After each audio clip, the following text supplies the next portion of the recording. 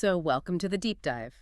You know that feeling when you finally leave the dentist's office after a major procedure? Oh yeah, when half your face is still completely numb? Right. The local anesthesia is making your face feel like it belongs to, I don't know, someone else entirely. But that sharp, awful pain that kept you awake for 3 nights straight, it's just entirely gone. Yeah, you feel like you survived. You made it. Exactly. You feel completely fixed. You're ready to just go home, maybe have a smoothie, and get on with your life. But then right before you walk out the door, the dentist stops you and says, "Great job today, but we need to schedule you to come back in for your crown." Man, it is just the ultimate deflating moment for any patient. It really is. You thought you crossed the finish line and suddenly the race has been extended. The relief just instantly turns into this sinking feeling of, well, an incoming bill and another afternoon sitting in the chair. Yeah, and if you are anything like the millions of people who go through this every single year, your immediate internal reaction is probably a mix of frustration and just utter confusion. Right, you're wondering what just happened. You're sitting there thinking, didn't the root canal just fix my tooth?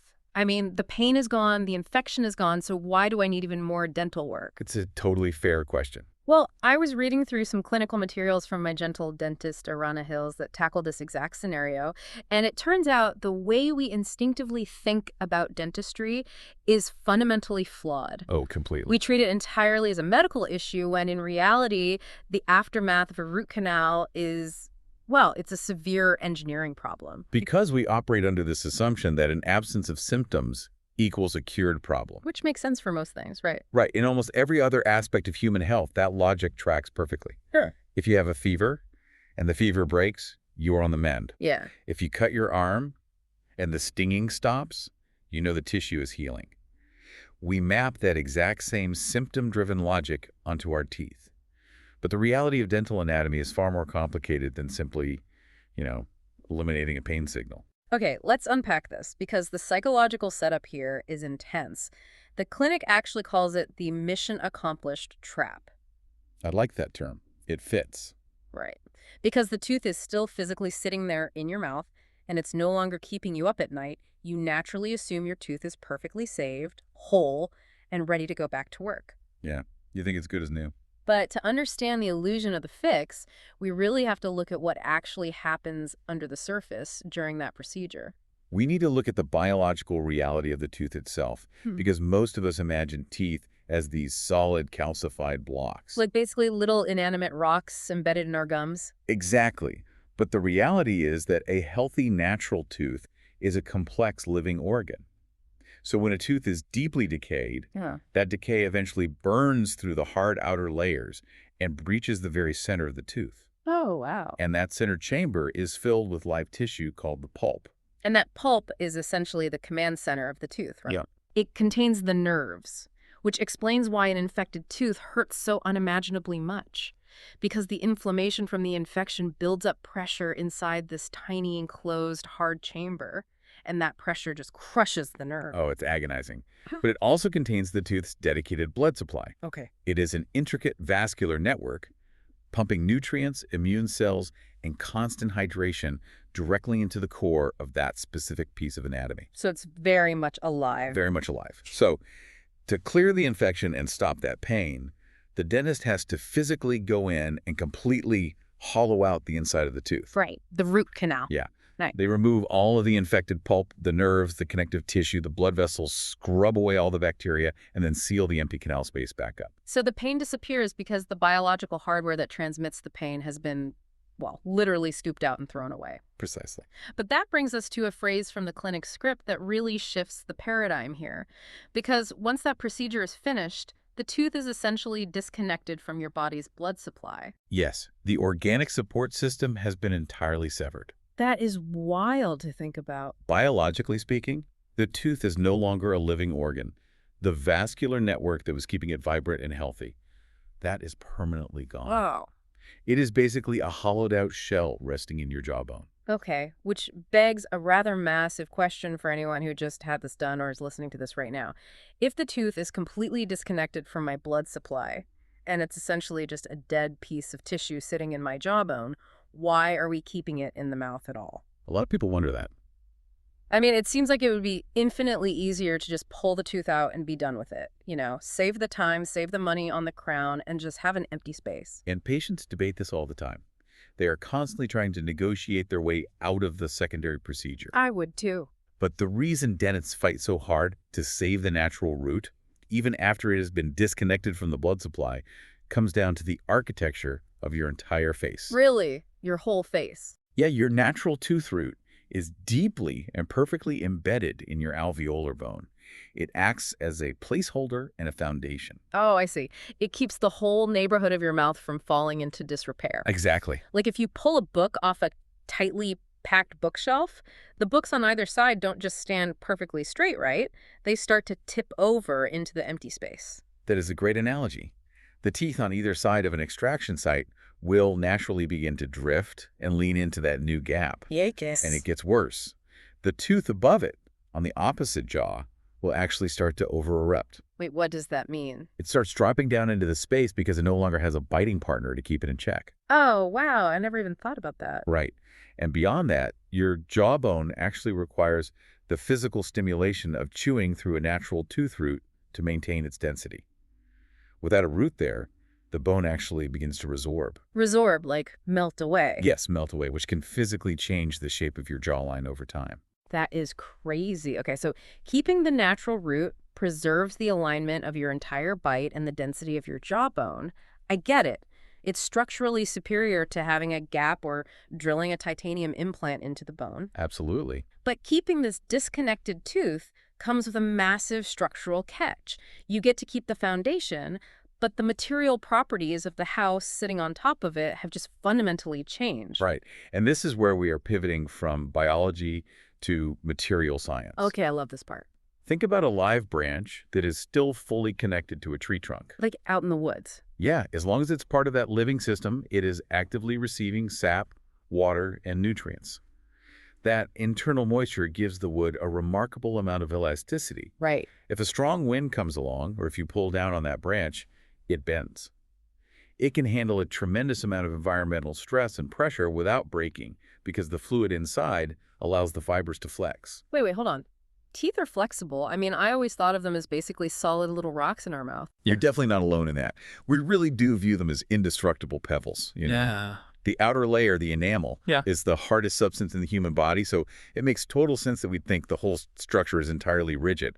But the internal structure, which is called the dentin, makes up the vast majority of the tooth's overall volume. Okay, and the dentin is different. Very different. Dentin is not a solid, inert rock. It is a highly porous, almost bone-like tissue made up of thousands of microscopic fluid-filled tubes called dentinal tubules. Microscopic fluid-filled tubes. That sounds so weird. It is. And when a tooth is alive and connected to your bloodstream, that dentin is thoroughly and constantly hydrated. Ah. Because of that fluid dynamic, a living tooth actually has a microscopic amount of give to it. It possesses an inherent flexibility that allows it to absorb the immense shock of you biting down without shattering. So those microscopic rivers of fluid act as tiny internal shock absorbers built right into the biology. But going back to the tree branch analogy, if a storm rolls through and snaps a branch off the tree, it lands in your yard and just bakes in the sun for months. It is completely severed from its hydration source. Right, it completely dries out. All of that internal moisture evaporates, and with the loss of moisture comes the total loss of elasticity. Yeah, it becomes brittle. Completely. If you step on a live, hydrated branch in the woods, it bows under the weight of your boot. But if you step on a dead, dried-out branch, it just snaps. It splinters instantly into a dozen pieces. Wow. And that exact same biological drying out process is happening to your tooth the moment you leave the dentist chair after a root canal. The exact same process. By removing that live nerve and severing the blood supply to clear the infection, the tooth is permanently cut off from those vital fluids. It is no longer receiving moisture. Okay, so over the next few weeks and months, the dentin dries out. Yes. Just like the dead tree branch, the tooth becomes incredibly brittle. It completely loses the natural microscopic flexibility that allowed it to survive in the hostile environment of your mouth. Here's where it gets really interesting. The term hostile environment is incredibly accurate when you look at the daily mechanics of human chewing. I mean, think about what our teeth actually do all day. We use them constantly. We definitely do not use them delicately. Oh, no. Our jaw muscles, specifically the masseter muscles, are among the strongest muscles in the human body relative to their size. Yeah, the clinic's materials point out the sheer volume of bite force we generate. We are exerting massive amounts of mechanical pressure every single time we chew. Huge amounts. We're talking dozens, sometimes over 100 pounds of force per square inch, brought down repeatedly thousands of times a day. Right, and we are subjecting a very small surface area, like the top of a single molar, to an extreme physical load. Yeah, just think about crunching down on a roasted almond. Or tearing into a crusty baguette, or even just clenching and grinding your teeth unconsciously while you sleep. You are delivering a heavy physical blow to that structure. And normally you have a tooth that evolved to handle that massive bite force specifically because it had natural hydrated flexibility. Yes. But the root canal procedure altered the material state of the tooth. It is now a hollowed out, dried out, deeply brittle structure being subjected to 100 pounds of force. It's basically an inevitable clash between a high-pressure environment and an inflexible, compromised material. From an engineering standpoint, you were dealing with a concept called cyclic fatigue. Cyclic fatigue. What does that look like in a tooth? Well, it's not necessarily that you're going to bite into one soft piece of bread and the tooth will instantly explode. Thank goodness. Right. But it's the thousands of repeated high-stress impacts on a brittle material over time. Microcracks begin to form in the dried-out dentin. Oh, I see. And those cracks slowly propagate deeper and deeper with every meal you eat.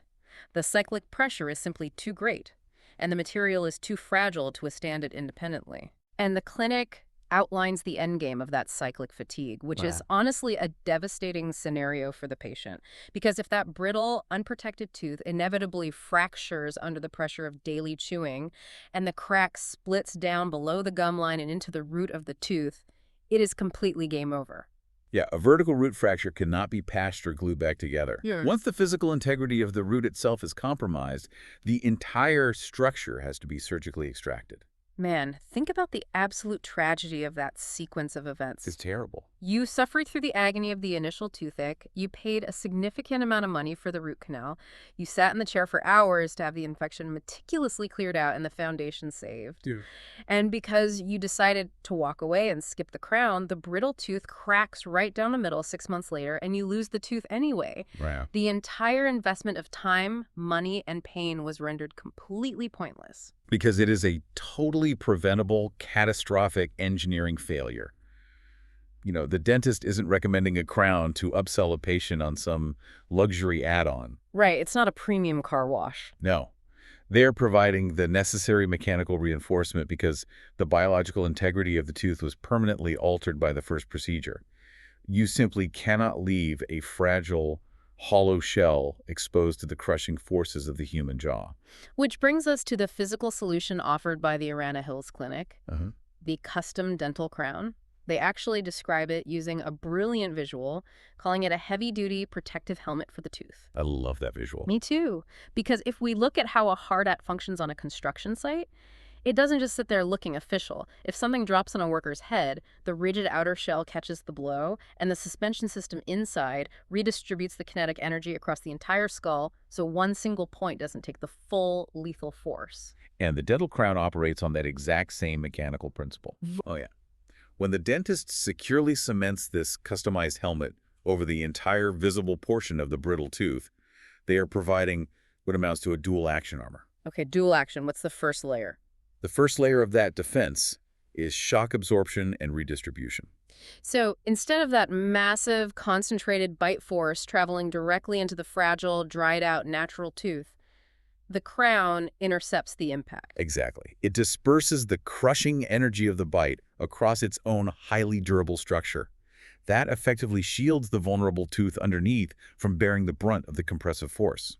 Okay, the shock absorption is vital, but the second function of the crown is arguably the most critical element of the entire restorative process, right? The crown physically binds the tooth together. Right. By wrapping circumferentially around the entire visible exterior of the tooth, it creates this rigid perimeter. That locks the underlying structure in place, preventing the brittle walls of the natural tooth from splaying outward when downward chewing pressure is applied. Okay, I have an analogy for this. It's the exact same physics used in building an old school wooden barrel. Oh, a barrel. Yes, let's hear it. So, a barrel is made of individual wooden planks, called staves, standing upright in a circle to form a cylinder.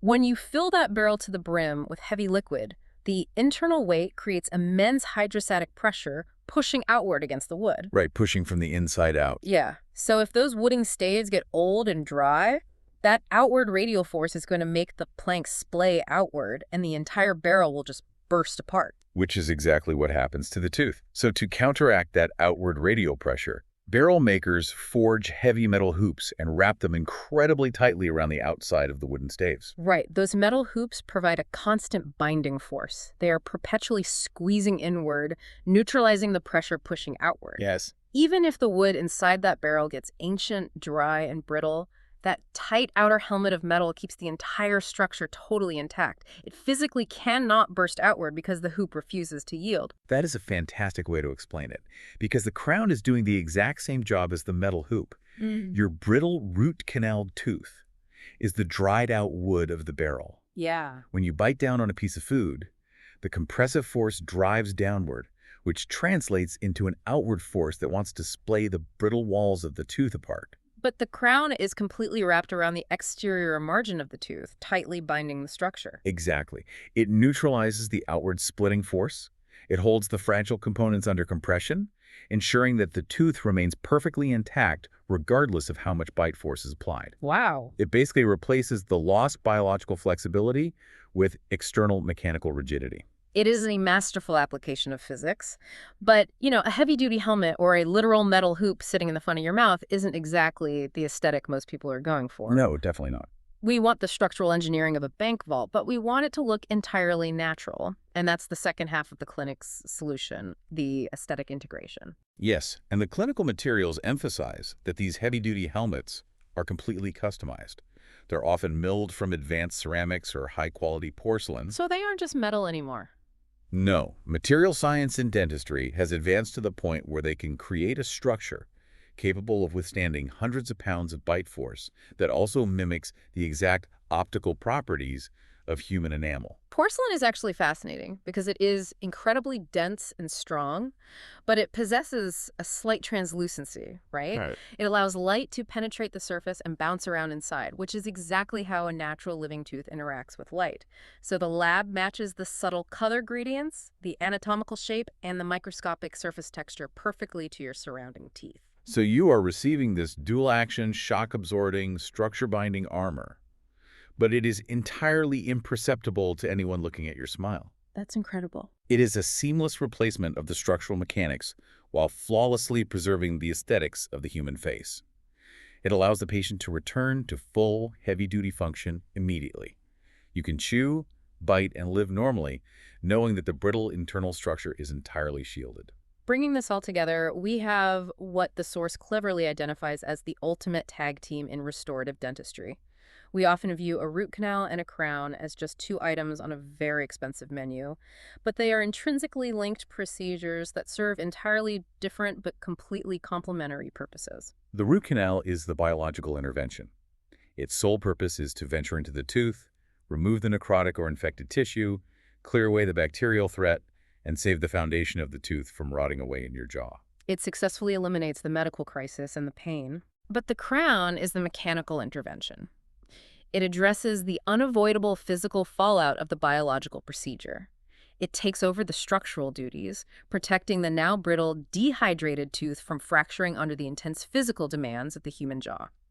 You truly cannot achieve long-term success with one without the other. Right, because you obviously wouldn't place a pristine, highly engineered porcelain helmet over a tooth that is still actively rotting from a massive internal infection. Of course not. And you certainly shouldn't leave a hollowed-out, dried-up, biologically dead tooth completely unprotected against the daily gauntlet of chewing forces. The biological fix relies on the mechanical protection to provide a permanent, lasting solution for the patient. Which brings us to a rather practical takeaway, courtesy of our source. The clinic's materials serve as a highly effective reminder. If you are sitting out there listening, and you've been putting off getting a crown after a recent root canal simply because the pain faded away and you assumed you were out of the woods, Well, do not wait for that brittle branch to snap. Yet do not wait for the structural integrity of the barrel to fail. The team at mygentledentistryonhills.com.au is out there trying to keep your smile intact, healthy, and comfortable by addressing the engineering reality of your mouth. So don't let a totally preventable physics failure ruin a perfectly good biological save. Get the structural reinforcement. And if we connect this to the bigger picture, this entire process is a profound reminder of the intricate, hidden dependencies within our own anatomy.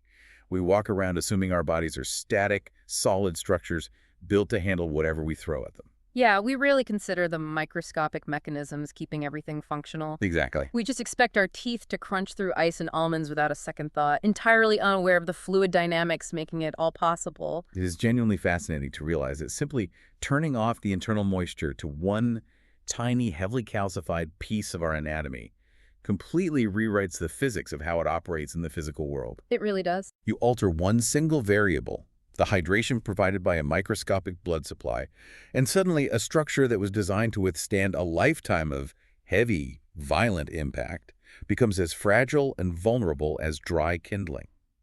It demonstrates that in the human body, absolutely nothing exists in isolation. Biology ultimately dictates structure, and that structure completely dictates function. It really reframes how you look at yourself in the mirror. It's not just a tooth, it's an active ecosystem of pressure, moisture, and mechanics working in perfect harmony. It definitely makes you appreciate the unseen engineering masterpiece that is the human jaw. Well, that wraps up our deep dive into the surprisingly complex medical mystery of the root canal and the crown.